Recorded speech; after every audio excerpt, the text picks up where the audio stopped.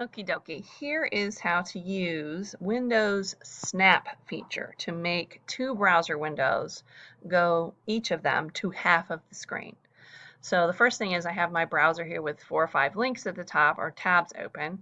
I'm going to grab this tab and just pull it down so it becomes separate. Now I'm going to take it, and you can see where the little arrow is. I want the arrow to go and hit the side of my monitor.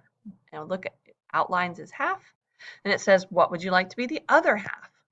This one. So now I can scroll up and down this. See, I'm scrolling up and down. I can read the instructions, and perhaps this is a Google Doc that I'm filling out about those questions that are on the other side.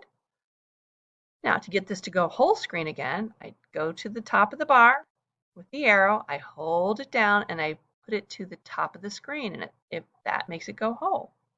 You can also go to a corner and make it a fourth of the screen. What? That's crazy. Pretty slick, huh?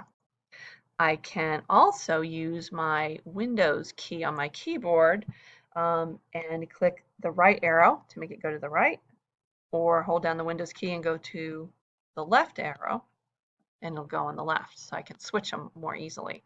So there's a whole bunch of ways. Basically, separate the tab from your browser, pull the arrow off to the side so it hits the side of the monitor, and it will go in half.